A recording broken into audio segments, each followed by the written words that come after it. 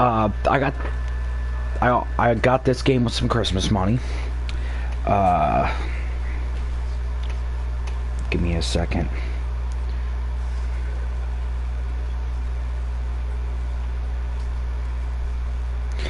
Okay, so let's read into this.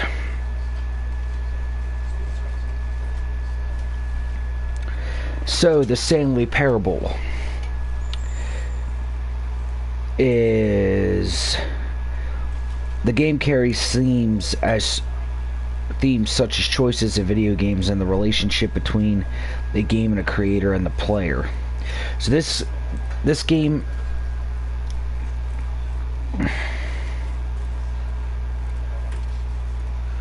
Okay, so here's what I wanted to give you guys. So the plot. An omnipotent narrator tries to tell a story about Stanley, a silent office worker who one day discovers that everyone but him has disappeared from the office building. If Stanley tries to disobey the narrator, interesting things happen. Huh.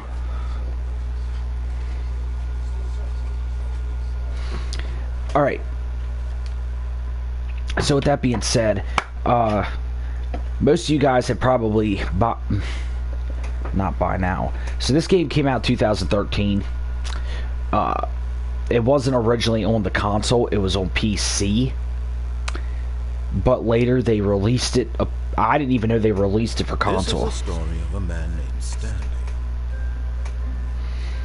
Stanley worked for a company in a big building where he was employee number 427. Employee number 427's job was simple. He sat at his desk in room 427 and he pushed buttons on the keyboard. Orders came to him through a monitor at his desk, telling him what buttons to push, how long to push them, and in what order. This is what employee 427 did every day of every month of every year. And although others might have considered it soul-winning, Stanley relished every moment that the orders came in, as though he had been made exactly for this job. Stanley was happy. And then one day, something very peculiar happened. Something that would forever change Stanley. Something he would never quite forget. He had been at his desk for nearly an hour when he realized that not one single order had arrived on the monitor for him to follow. No one had showed up to give him instructions, call a meeting, or even say hi. Never in all his years at the company had this happened, this complete isolation. Something was very clearly wrong. Shocked, frozen solid, Stanley found himself unable to move for the longest time. But as he came to his wits and regained his senses, he got up from his desk and stepped out of his office.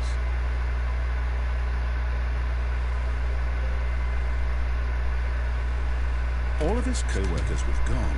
What could it mean? Stanley decided to go to the meeting room. Perhaps he had simply missed a memo.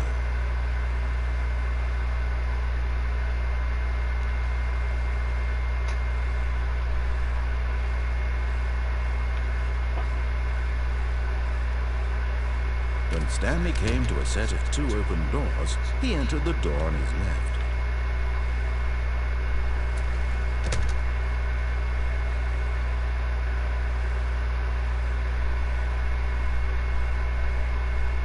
Yet there was not a single person here either. Feeling a wave of disbelief, Stanley decided to go up to his boss's office, hoping he might find an answer there.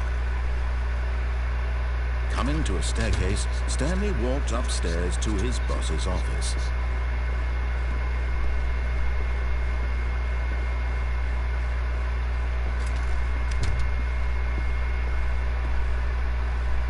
Stepping into his manager's office, Stanley was once again stunned to discover not an indication of any human life. Shocked, unraveled, Stanley wondered in disbelief who orchestrated this, what dark secret was being held from him. What he could not have known was that the keypad behind the boss's desk guarded the terrible truth that his boss had been keeping from him. And so the boss had assigned it an extra secret PIN number, 2845. But of course, Stanley couldn't possibly have known this.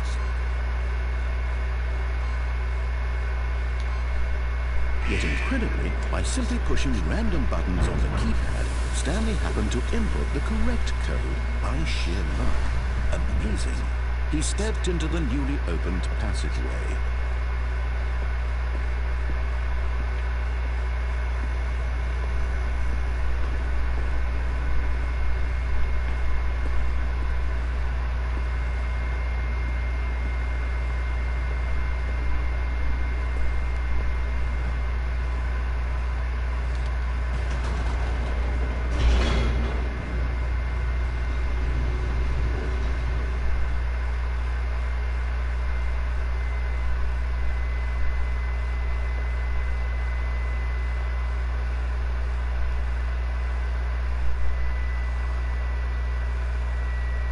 Descending deeper into the building, Stanley realized he felt a bit peculiar.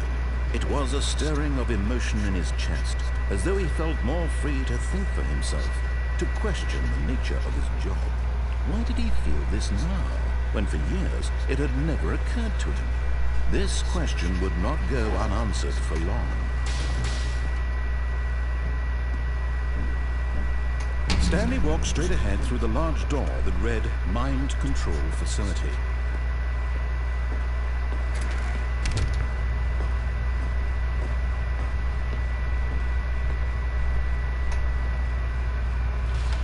The lights rose on an enormous room packed with television screens. What horrible secret did this place hold? Stanley thought to himself. Did he have the strength to find out?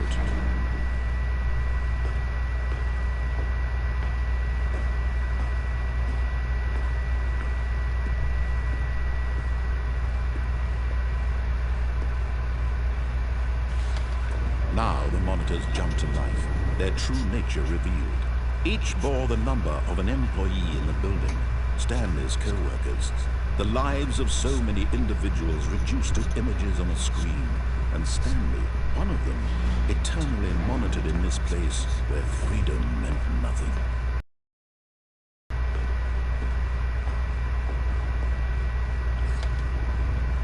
This mind control facility, it was too horrible to believe. It couldn't be true. Had Stanley really been under someone's control all this time? Was this the only reason he was happy with his boring job? That his emotions had been manipulated to accept it blindly? No. He refused to believe it. He couldn't accept it. His own life in someone else's control? Never. It was unthinkable, wasn't it? Was it even possible? Had he truly spent his entire life utterly blind to the world? But here was the proof, the heart of the operation. Controls labeled with emotions, happy or sad or content. Walking, eating, working, all of it monitored and commanded from this very place. And as the cold reality of his past began to sink in, Stanley decided that this machinery would never again exert its terrible power over another human life. For he would dismantle the controls once and for all.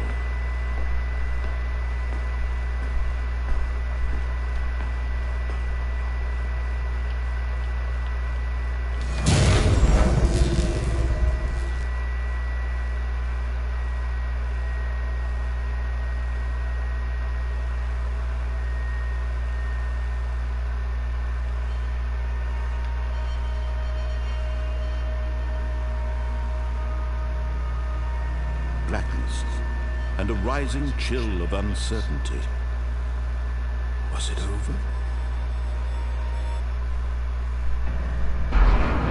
Yes! He had won!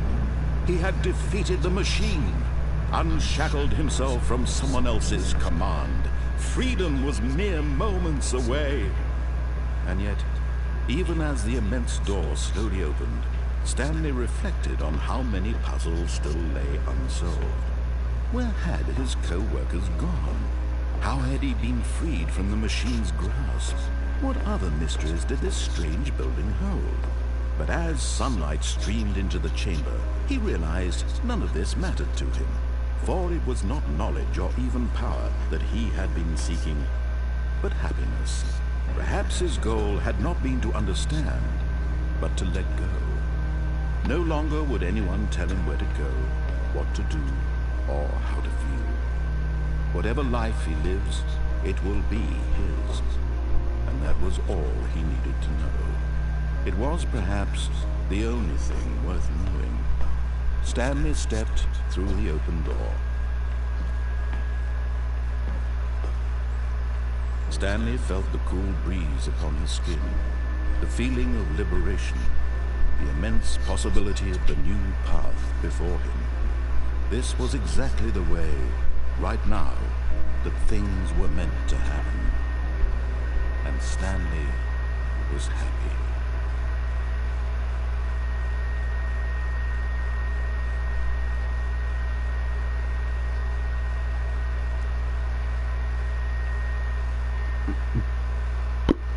What?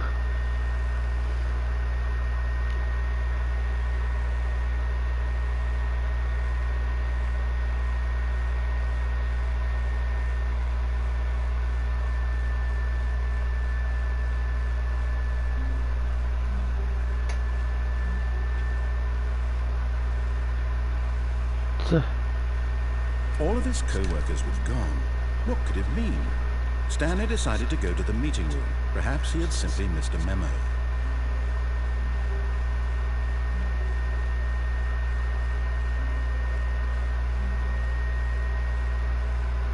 When Stanley came to a set of 2 open doors, he entered the door on his left. This was not the correct way to the meeting room, and Stanley knew it perfectly well. Perhaps he wanted to stop by the employee lounge first, just to admire it. Ah, yes, truly a room worth admiring. And really but eager to get back to business, Stanley took the first open door on his left. What? Stanley was so bad at following directions, it's incredible he wasn't fired years ago.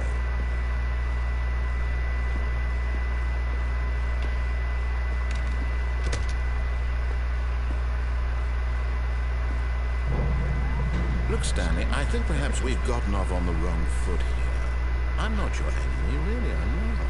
I realize that investing in your trust in someone else can be difficult, but the fact is that the story has been about nothing but you all this time. There's someone you've been neglecting, Stanley.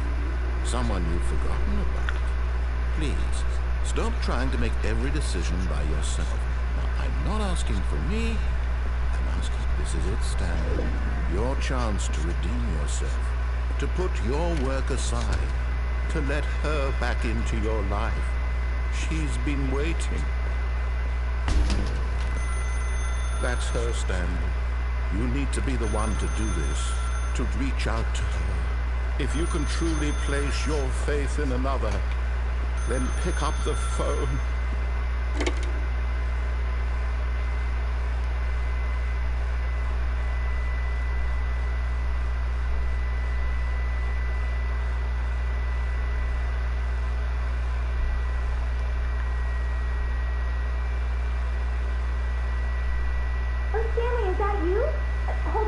Sorry to keep you waiting. I'm just pulling the bread out of the oven. All right. Okay, there we go. All right, now come in and tell me all about your day. Gotcha. Oh, come on. Did you actually think you had a loving wife? Who'd want to commit their life to you? I'm trying to make a point here, Stanley. I'm trying to get you to see something. Come inside. Let me show you what's really going on here. This is a very sad story about the death of a man named Stanley.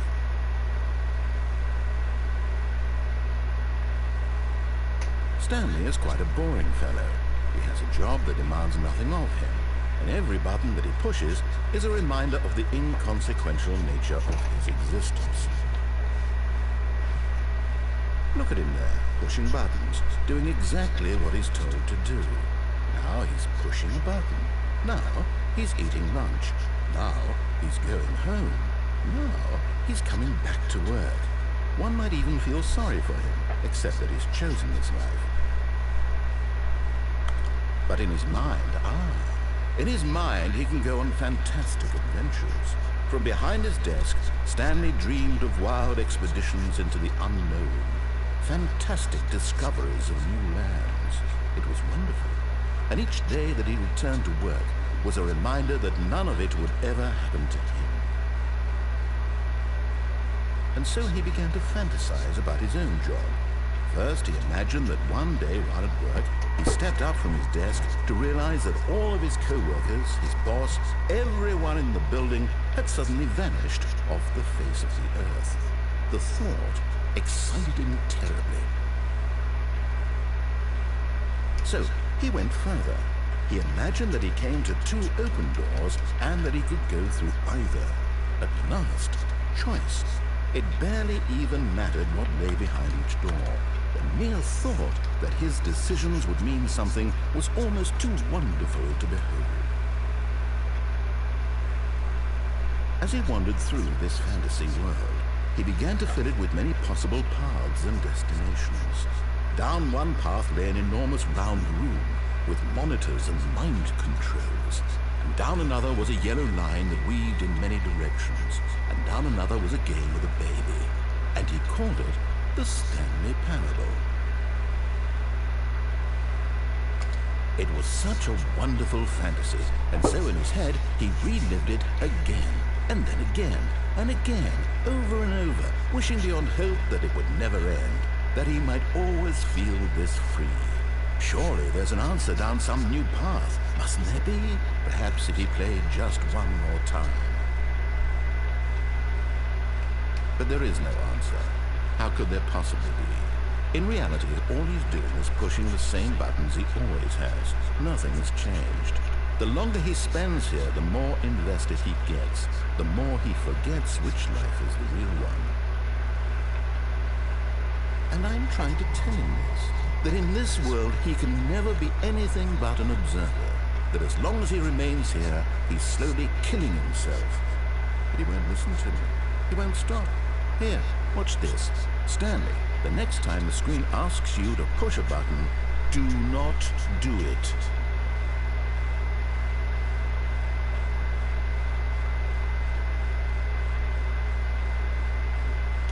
You see? Can he just not hear me? How can I tell him in a way that he'll understand that every second he remains here, he's electing to kill himself?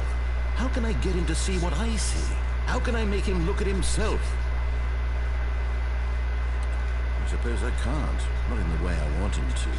But I don't make the rules. I simply play to my intended purpose, the same as Stanley. We're not so different, I suppose. I'll try once more to convey all this to him. I'm compelled to. I must.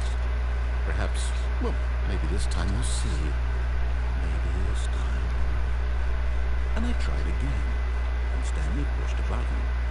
And I tried again, and Stanley pushed a button. And I tried.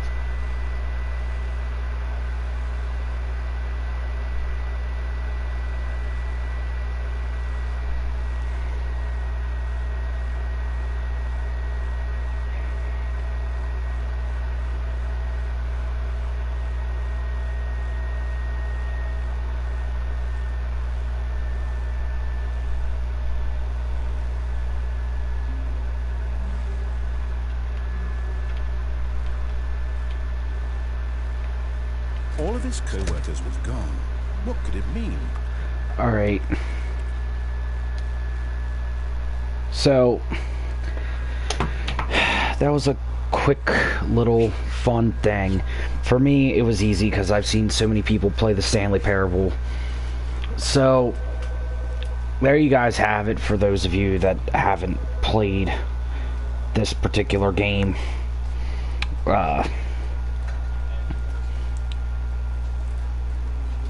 I will, I'll catch you guys in the next stream.